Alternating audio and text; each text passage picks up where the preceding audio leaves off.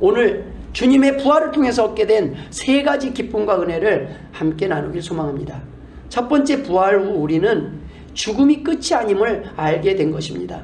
죽음이 끝이라고 믿는 사람들은 절망 속에서 사는 사람들입니다. 열심히 돈을 벌고 모으지만 모으고 내 나이가 늙어가면 갈수록 뭐지? 내가 여태껏 벌었는데 이제 좀 쓰려고 하니까 죽을 때가 다 된 거예요. 열심히 진짜 땀 흘려서 쉬지 않고 왔는데 왔더니 여기저기 고장나고 아파요. 이젠 누가 여행 가자 그래도 그렇게 달갑잖아요. 몸이 아파서 움직이는 것도 그렇게 즐겁지 않습니다. 그냥 비가 오면 몸이 일기예보를 해요. 내 몸이 뭔지 알고 좀 있으면 비 올 것이다. 그냥 몸이 뭔지 알려요.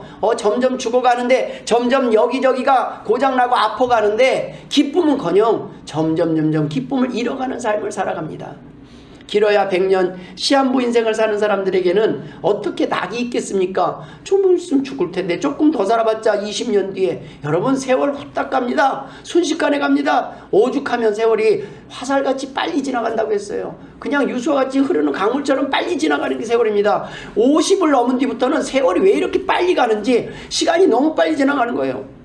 엊그제 50 넘은 것 같은데 벌써 반을 넘어가는 것 같아요.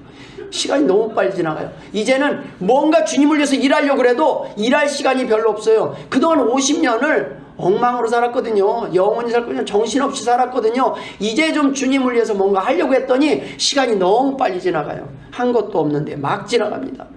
그런데 우리는 죽음을 향해 달려가는 사람이 아니라 영원한 부활을 위해 달려가는 사람임을 믿으시길 주의 이름으로 축원드립니다. 주님이 그것을 보여주셨어요. 주님은 십자가에 달려 돌아가시고 부활하셨을 뿐만 아니라 살아계실 때에도 나사로를 살리시면서 죽음이 끝이 아니라는 것을 보여주셨어요. 죽어가는 사람, 이미 죽은 자를 살리시면서 죽음은 끝이 아니라는 것을 증명하셨다는 말씀입니다. 죽음이 끝이라고 믿는 사람들은 이 땅의 삶을 이판사판 개판으로 살 수밖에 없습니다. 왜 그래요? 이제 죽음은 끝인데 내가 여기서 누리고 사는 게 최고인데, 여러분, 왜 착하게 살아야 됩니까? 왜 내가 깨끗하게 살아야 됩니까? 왜 내가 이타적으로 살아야 됩니까? 이유를 못 찾는 거예요. 내 목숨은 한 번뿐인데 착하게 살 이유를 찾지 못합니다. 사형수들의 마지막 만찬을 앞에 두고 즐기는 사람들 같아요. 제정신이 아니에요. 그 마지막 만찬이 아무리 먹고 싶은 걸 갖다 놓은들 그것이 맛있겠습니까? 제대로 목에 넘어가겠습니까? 여러분, 마지막 만찬들을 즐기는 모습 같아요. 부어라 마셔라 막 하는데 정말 저렇게 마시지 않고는, 정말 저렇게 살지 않고는 이 죽음이라는 시간, 이것이 계속 점점 다가오는데, 주변의 사람들이 죽는 모습을 보니까 나도 죽을 것이라는 두려움이 다가오는데 가만히 있을 수 있겠습니까? 맨정신으로 살아갈 수 없을 것 같아요. 그래서 두 가지 이유로 살아갑니다. 정신이 제대로 돌아오면요, 술 마시지 않고는 살 수가 없는 거예요. 내가 곧 죽을지 모르니까, 언제 죽을지 모르니까. 그런데 정신이 잠깐 잊었어요. 그럼 잠깐 내가 죽는다는 것을 잊어버려요. 사람은 언젠가 죽는다는 이 사실을 잊어버려요. 망각했을 땐 또 정신없이 사는 거예요. 그때는 내가 죽는다는 걸 잠시 잊으니까. 그런데 다시 제정신으로 돌아오면 아이고, 주변에 이제 장례식 구고 날라오고 주변에 보면은 아이고, 언제 죽을지 모르는 걸 또 들어오니까 이거 뭐 제정신으로 살 수가 없어요. 술이라도 마셔야지, 마약이라도 해야지. 어쩔 수 없는 것입니다. 소망이 없기 때문입니다. 열심히 살아려고 해도 사는 이유를 찾기가 힘듭니다. 이거 내가 다 열심히 버는데 어느 날 죽으면 죽 써서 개 주는 거 아니야? 여러분이 막 부지런히 모으고 짓고 다 한 거 누구 것이 되겠습니까? 여러분 것 안 됩니다.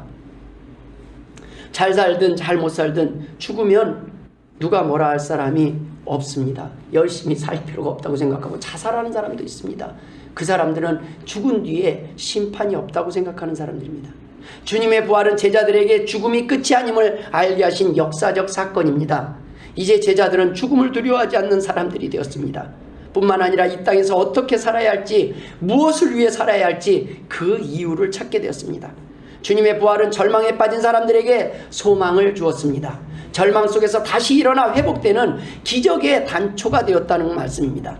이 땅의 모든 만물이 시간이 지날수록 쇠퇴하며 죽음을 향해, 멸망을 향해 진행하는 것을 부인할 수가 없습니다. 그것은 교회를 나오든 안 나오든 예수님을 알든 모르든 모든 사람들이 인정하는 겁니다. 사람만 인정합니까? 짐승들도 죽을 때를 알아요. 죽을 때가 되면 자기가 죽을 장소를 찾아 다 떠납니다. 이 세상의 모든 만물은 죽을 때를 압니다. 쇠퇴합니다. 점점 시간이 지날수록 쇠퇴하고 멸망을 향해 진행하는 것이 이 세상입니다. 그러나 주님을 믿고 구원받은 성도들은 죽음을 통해 새롭게 온전히 변화될 것입니다. 그래서 우리는 그때까지 기다리지 않습니다. 오늘 죽습니다. 그것이 성찬이요 세례입니다. 주님, 이제는 내가 나를 위해서 살지 않겠습니다. 내가 죽고 그리스도가 살아서 내가 그리스도가 원하는 삶을 살며 이 땅을 마무리 짓고 영원한 천국을 준비하겠습니다. 확신 속에서 살아가는 것입니다. 그때부터 똑같이 열심히 일을 해도 이제 고민이 덜어졌습니다. 왜냐하면 이 사업은 누구의 사업입니까? 주님의 사업입니다. 주님을 위해서 하는 겁니다. 그러니 누가 걱정해야 됩니까? 주님이 걱정하실 것입니다. 이제 내가 그동안 걱정하고 내가 망하면 어떨까 걱정했는데 이 건강이 내 것이라고 생각했을 땐 내가 지키려고 그러고 내가 독을 안 먹으려고 그러고 내가 조심하려고 애를 썼지만 불안할 수밖에 없었지만 주님께 드려진 이 몸이 그 다음부터는 하나님께 맡기고 사는 겁니다. 하나님, 이 몸 하나님께 맡깁니다. 하나님께서 관리해 주십시오. 하나님께서 지켜주십시오. 부르시면 천국에 갈 것이요 이 땅에 사는 동안 하나님, 이 몸 하나님께서 하나님을 위해서 쓰이길 원하오니 하나님 나를 지켜주옵소서 라는 담대함으로 살아갈 수 있는 것입니다. 기독교의 부활신앙은 우리 육신뿐 아니라 영혼까지 지옥에서 천국으로 인도합니다. 절망에 빠진 죄인들이 죽을 수밖에 없던 우리들이 영벌에 처한 우리의 미래가 새로운 소망으로 바뀐 것을 의미합니다. 그러니 어찌 기뻐하지 않을 수 있겠습니까? 지옥의 멸망에서 벗어나 소망이 끊긴 삶 속에서 누군가 내가 다시 살 수 있다라는 희망의 소식을 전해준 것입니다.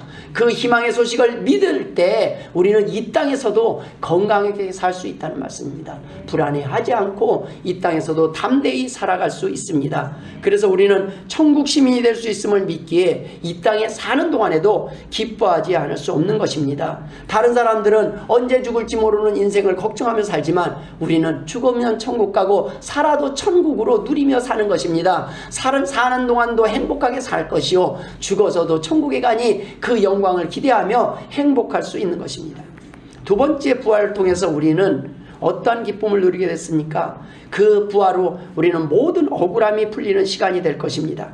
주님의 부활로 인해서 우리는 죽음이 끝이 아닐 뿐 아니라 죽음 이후의 삶에 대한 기대를 가지고 살게 되었습니다. 죽음을 통한 절망은커녕 우리는 죽은 후에 예비된 시간들이 상상만 해도 우리를 행복하게 합니다. 여러분, 죽을 날을 받아놓고 죽을 것을 생각하며 기뻐하고 행복하는 사람, 이 사람의 행복을 누가 뺏을 수 있겠습니까? 그런데 우리는 행복합니다. 왜냐하면 그날을 기대하기 때문입니다. 그날은 모든 오해와 억울함이 풀리는 시간이 될 것입니다. 궁금했던 모든 일들이 밝히 드러나게 될 것입니다. 가슴속에 맺혀있는 응어리, 답답함이 해소되는 날이 될 것입니다. 하나님과의 관계뿐 아니라 모든 사람들과의 관계가 회복되고 화목하게 될 것이기 때문입니다. 시편 72편 4절에 그가 가난한 백성의 억울함을 풀어주며 궁핍한 자의 자손을 구원하며 압박하는 자를 꺾으리로다. 이사야 51장 22절에 내 주 여호와 그의 백성의 억울함을 풀어주시는 내 하나님이 이같이 말씀하시되, 하나님은 억울함을 풀어주시는 하나님입니다. 우리의 답답한 마음을 그날 모든 사람 앞에 공개할 것입니다. 이 사람 한번 보십시오. 이 사람이 그때 이런 눈물을 흘렸습니다. 이렇게 힘들었습니다. 이때 이 사람이 왜 이런지 아십니까? 하나님은 사람들 앞에 그 답답함과 억울함을 공개할 것이라는 거예요. 연약했기 때문입니다. 하나님을 몰랐기 때문입니다. 그때 억울한 것이 많이 있었습니다. 최선을 다했습니다. 땀을 흘렸습니다. 그러나 되는 것이 없었습니다. 그 상황 가운데 참으로 많은 원망과 불평이 있었지만 그런 가운데서도 목숨을 끊지 않고 자살하지 않고 하나님 앞에 소망을 두며 근근히 버텨왔습니다. 하나님께서 여러분의 그 억울함을 풀어주실 것입니다. 그때 억울하게 매맞았던 거, 억울하게 흘렸던 눈물들, 그 답답한 마음들 하나님께서 모든 사람들 앞에서 당당하게 공개하시며 하나님께서 풀어주실 것이라는 말씀입니다. 그때 치유되는 겁니다. 우리 안에 상처들, 예, 우리는 꼭 잘한 것만 억울한 거로 남는 것이 아닙니다. 내가 부모님께 다 하지 못한 거, 답답한 거, 아쉬운 거 나름대로 이유가 있지 않습니까? 너는 왜 부모님께 그렇게밖에 못해? 그렇지만 여러분, 부모님한테 그렇게 못할 만한 이유들이 있지 않겠습니까? 자녀들에게 왜 그렇게밖에 못했냐고요? 그렇게 못할 만한 이유가 있지 않겠습니까? 나름대로의 뱉지 못할 눈물이 있고 안타까운 사연들이 있지 않겠습니까? 하나님은 그 사연들을 모든 사람들 앞에 드러내신다는 말씀입니다. 하나님이 하신 놀라운 일들, 계획들, 하나님의 뜻이 밝혀지는 시간이 될 것입니다. 때문에 우리는 마음의 모든 근심과 걱정, 염려가 없는 그날을 기대하고 소망합니다. 그날 하나님은 우리의 답답한 모든 것들을 풀어주실 것입니다. 조금 더 사랑하고 싶었는데 표현하지 못했던 것들, 사랑하며 세심했던 나의 마음이 어쩌다가 그대에게는 구속이 됐어. 죽는 날까지 내 마음에 담겨있는 이 답답함을 그날은 풀어질 거라는 겁니다. 사랑해서 다가가고 세심했는데, 사랑했기 때문에 내 나름대로 하려고 했는데, 그게 어떤 사람한테는 스토킹이 되고 구속이 되고, 어떤 사람한테는 헤어지는 이유가 되고, 지나치게 챙겼던 것이, 지나친 사랑이 때로는 깨지게 되는 이유가 되기도 합니다. 이 땅의 모든 억울함, 답답함을 어떻게 우리가 다 풀 수 있겠습니까? 하나님이 풀어주실 것입니다. 여러분 나름대로 열심히 사시지 않았습니까? 나름대로 삶 가운데서 그래도 포기하지 않고 오늘까지 버티고 오시지 않았습니까? 하나님께서 여러분들을 구원으로 인도하시기 위해서 오늘까지 생명 주시고 살려주셨음을 믿으시길 주의 이름으로 축원드립니다. 그러니 우리는 기쁠 수밖에 없습니다. 세 번째, 우리는 부활 후 보상이 주어지는 시간을 경험할 것입니다. 영생과 천국에서의 삶은 기본이요, 이 땅에서 주님을 위하여 헌신하고 핍박받았던 모든 일에 대한 하나님의 칭찬과 보상을 경험하게 될 것입니다. 각종 시상식이 기다리고 있습니다. 천국에 들어가는 길은 예수님의 보혈로 충분하지만 천국의 땅을 차지하고 거기서 왕노릇하는 것은 이 땅에서의 우리의 믿음의 열매, 삶의 열매가 결정합니다. 마태복음 11장 12절에 세례 요한의 때부터 지금까지 천국은 침노를 당하나니 침노하는 자는 빼앗느니라 라고 말씀하셨습니다. 마태복음 26장 13절에 내가 진실로 너희에게 이르노니 온 천하에 어디서든지 이 복음이 전파되는 곳에서는 이 여자가 행한 일도 말하여 그를 기억하리라 하시니라. 예수님이 돌아가시기 전에 그 발에 향유옥합을 깨뜨린 여인의 일이 지금 우리가 2000년이 지난 뒤에 우리를 통해서 지금 전해지고 있지 않습니까? 마태복음 5장 10절 12절에는 의를 위하여 박해를 받은 자는 복이 있나니 천국이 그들의 것임이라. 나로 말미암아 너희를 욕하고 박해하고 거짓으로 너희를 거슬러 모든 악한 말을 할 때에는 너희에게 복이 있나니 기뻐하고 즐거워하라. 하늘에서 너희의 상이 큼이라. 너희 전에 있던 선지자들도 이같이 박해하였느니라. 여러분, 오른뺨을 맞고 내가 죄 없는데 뺨을 맞고 죄 없는데 채찍을 맞는데 어떻게 기뻐할 수 있습니까? 그러나 우리는 기뻐할 수 있습니다. 왜냐하면 하나님이 아시기 때문입니다. 내가 옳은 일을 하다가 맞는 것은 하나님이 아시기 때문입니다. 사람들은 욕하고 손가락질할지 모르지만 하나님은 아신다는 말씀입니다. 내가 지금 나 때문에, 내가 지금 옳은 일 때문에 내가 선한 일을 위하여 지금 참고 견디는구나, 하나님이 아신다는 겁니다. 아시는 것으로 끝나는 것이 아니라 그에 합당한 보상과 열매를 준비하고 계신다는 말씀입니다. 기뻐하라고 하셨어요. 내가 너에게 상을 주리라.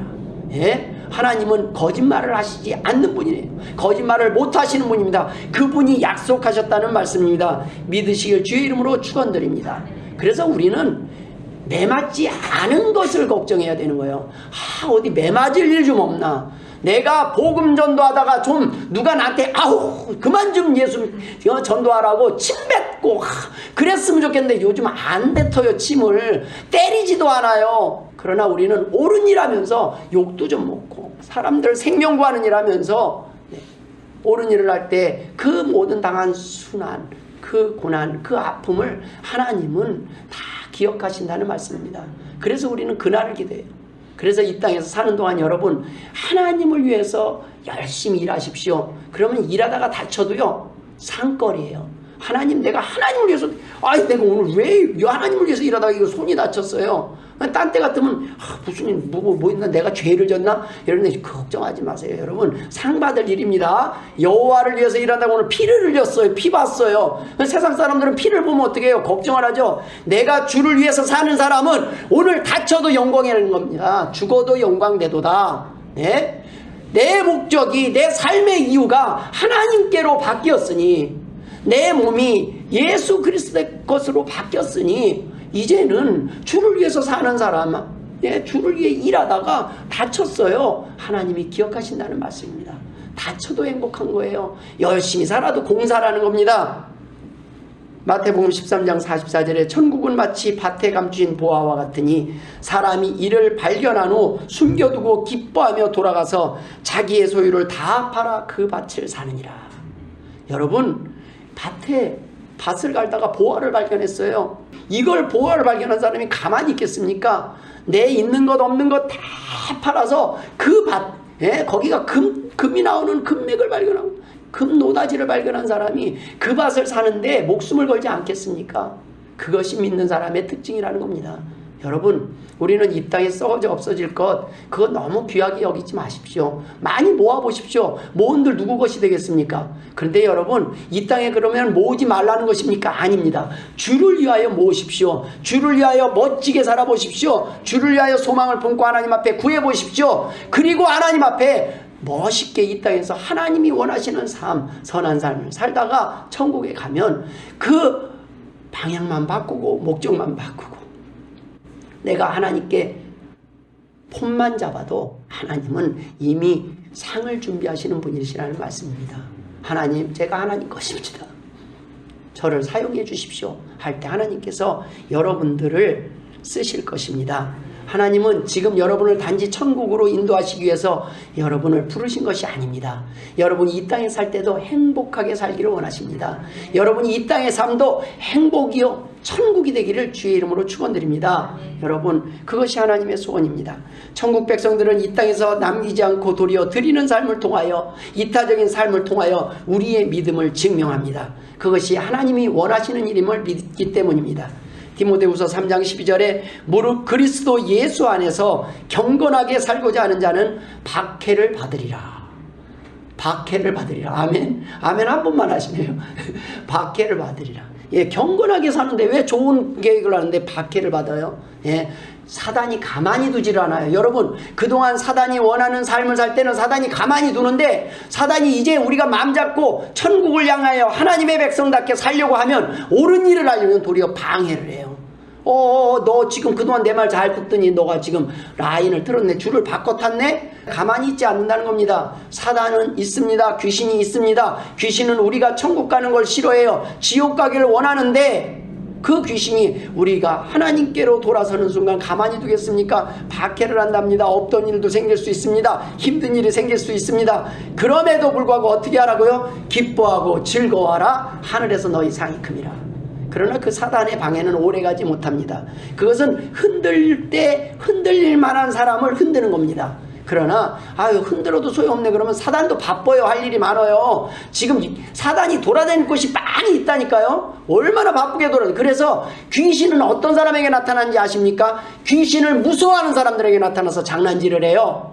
그래서 여러분 예수 믿는 사람은 귀신이 안 나타나요. 저희 아버님이 시골에 집 사서 거기에 가서 거하시니까 사람들이 그 아버님 집 앞이 조금 떨어져 있는데 그쪽에 지나다니면서 어떻게 이 집에서 사냐고 여기 새벽기도 갈 때 보면 막 귀신이 나타나고 무서워갖고 사람들이 돌아서 간다고 하는데 저희 아버님 어머님이 목사님 사모님이잖아요. 은퇴하시고 내려가는데 그까지 귀신이 왜 무서워요? 근데 어느 날부터 거기 귀신이 안 나타난대요. 여러분 저는 모르겠습니다. 제가 직접 본 거 아니라서. 그러나 중요한 것은 우리 아버님 어머님은 귀신 때문에 영향을 안 받는다는 말씀입니다.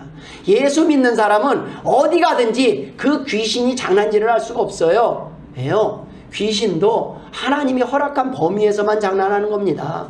하나님이 보호하시고 얘 건드리지 마. 건드릴 수가 없습니다. 그런데 귀신은 우리를 건드릴 때 하나님께 조건을 하나 내줍니다.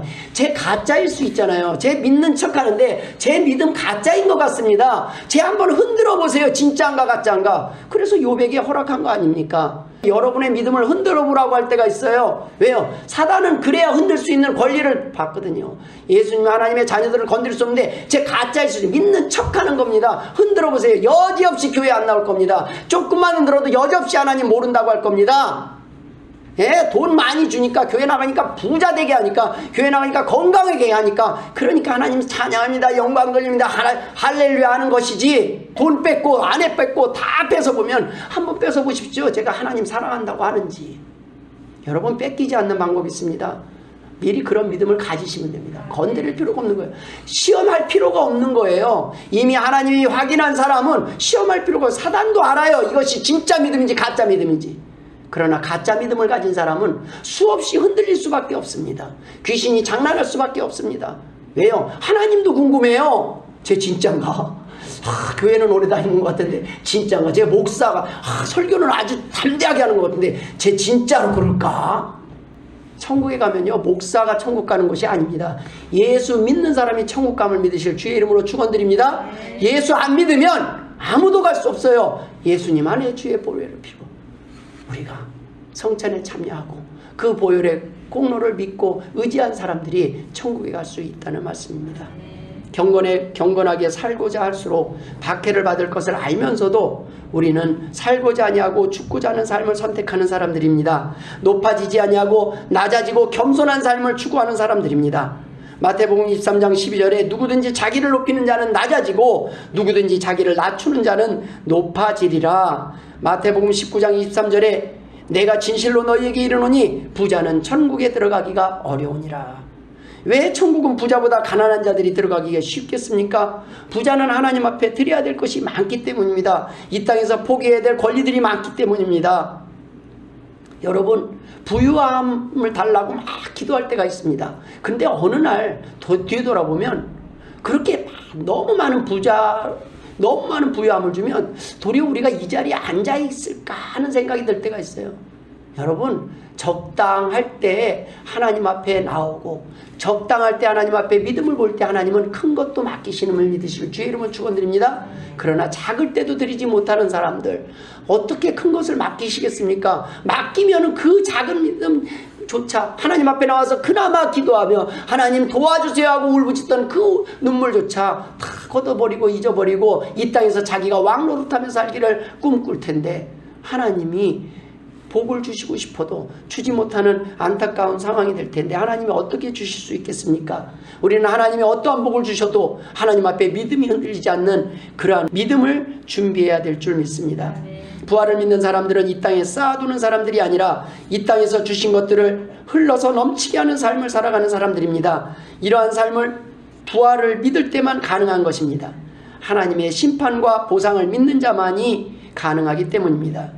마태복음 6장 20절에 오직 너희를 위하여 보물을 하늘에 쌓아두라. 거기는 좀이나 동록이 해하지 못하며 도둑이 구멍을 뚫지도 못하고 도둑질도 못하느니라. 너는 구제할 때 오른손이 하는 것을 왼손이 모르게 하여 내 구제함을 은밀하게 하라.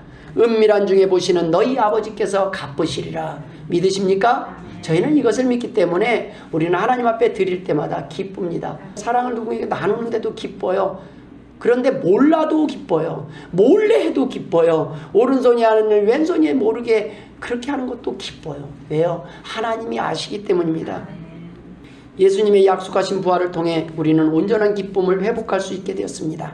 우리는 이제 죽음이 끝이 아님을 알게 되었고 그리스도를 통하여 천국에 이를 수 있는 길이 열렸음을 믿게 되었습니다. 천국에서는 모든 억울함이 풀릴 것이요 우리의 삶에 아무도 모르는 일조차도 하나님 앞에 다시 새롭게 평가받고 보상될 것입니다. 그러니 얼마나 담대합니까? 얼마나 행복합니까? 얼마나 기대되십니까? 이것이 우리가 누리는 참된 부활을 통한 기쁨의 삶인 것입니다. 모쪼록 하나님 교회 성도들은 모두 부활 신앙을 통해 이 땅에서 두려움 없이 행복한 삶, 멋진 천국을 기대하며 사시길 주님의 이름으로 축원합니다. 기도하겠습니다. 하나님 아버지 은혜를 감사드립니다. 주님의 부활이 우리의 삶의 기쁨이 되었습니다. 부활을 통하여 우리는 영생을 소망하며 살게 되었습니다. 하나님 아버지, 이 믿음 끝까지 지킬 수 있도록 은혜를 더하여 주옵소서. 감사하며 예수님의 이름으로 기도드리옵나이다. 아멘.